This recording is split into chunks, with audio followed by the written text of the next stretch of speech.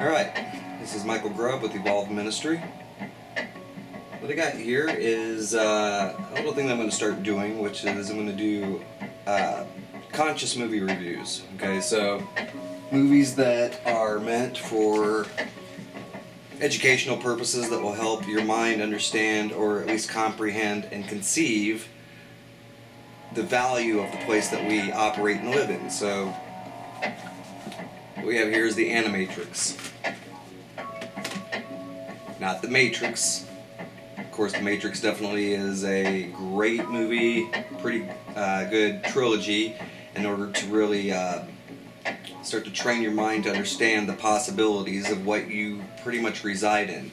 Now, although it may seem hokey and it may seem weird and it may be something that is abstract because it comes from the depths of Hollywood, but let me tell you something, there's a lot of people out there who do make movies and who do make all sorts of very intelligent media which is dedicated and geared towards opening your mind and making you understand where you live. So, the Animatrix is quite possibly better than the entire series of The Matrix. What I like about it is that it has several different stories, and every single one of these stories are pretty detailed. Some of it which works directly off of the movie itself, explains some things before the actual Matrix series had come out. It's supposed to be some sort of a prequel and have that sort of a value to it. Now, I'm most impressed with this particular one, this particular story that's in it, and I believe it is called The Second Renaissance Parts 1 and 2.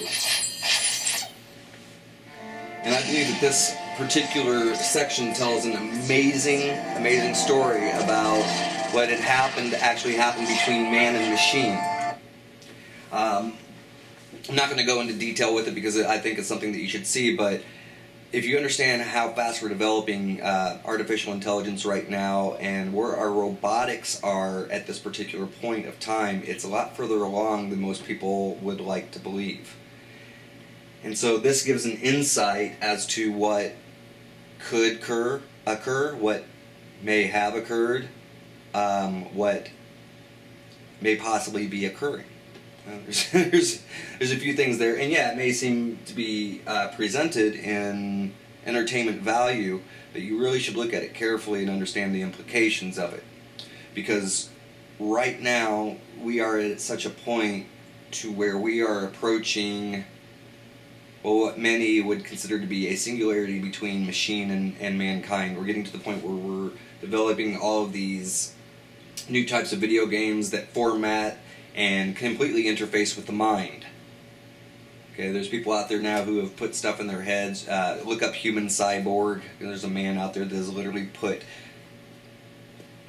he attached something to his head which allows him to see colors, essentially.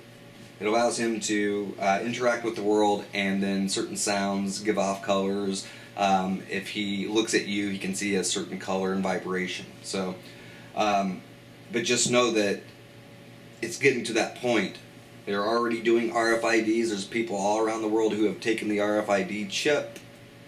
So it's kind of important that you at least have a clue as to what kinds of things are possible, especially considering how far we have actually come with artificial intelligence and robotics. So I highly suggest looking up that sort of stuff. I would look up Boston Dynamics if I were you as well. They show a lot of actual robotics on YouTube, so if you go to YouTube and type in Boston Dynamics, as a matter of fact, let's do something real quick. YouTube.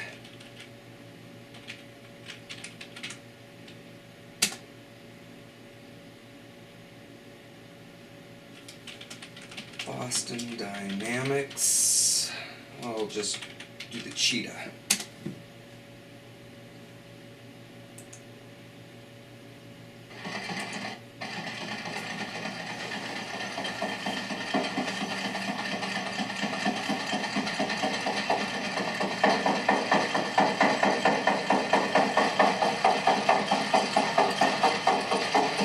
This in no way, shape, or form even represents how far they've come.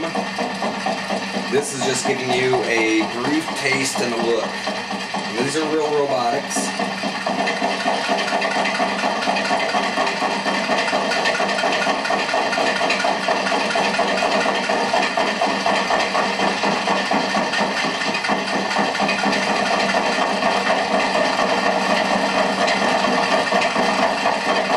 Miles per hour.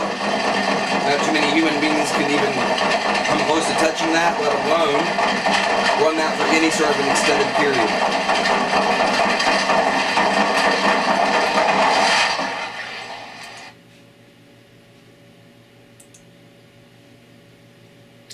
They also have all sorts of stuff like, well, alpha dog prototypes, the big dog, pet man tests. So these are things that you can all look up for yourselves and see what kind of stuff that is in the works. And they also have one that actually has a human being, so it's basically the equivalent of a Terminator that they've built. So that sort of stuff is pretty much there. It is reality, and it's becoming more of reality every second that we speak. So movies such as this, give you a really good look into what could possibly occur. So we'll just take a really brief look and I'll let you see. It's a very highly visual, very effectsy type of a movie. Welcome to the Zion Archive. Very interactive. You have selected historical file number 12-1. The Second Renaissance. So if you have not seen this movie, I highly suggest jumping into it ASAP. In the beginning, there was man, and for a time, it was good. But humanity's so-called civil societies soon fell victim to vanity and corruption. So anyway, I'm not going to claim that it is the best work of fiction or science fiction or whatever you would call it that there's ever been made, but I will say that it definitely gives a very good look again into all the possibilities. And what I really like about this is it pretty much tells things from a different perspective, because we always throw things out there from a human perspective, and I think it was really interesting how in this particular one they show it from the machine's perspective. Now there's also another movie that has just come out called The Machine, which you should also probably look at, but I'm going to do that on a whole separate video.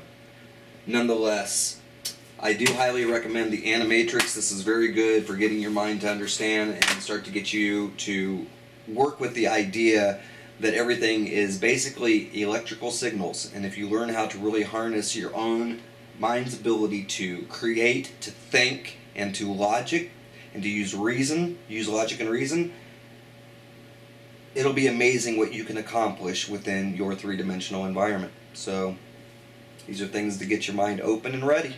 Eternal love.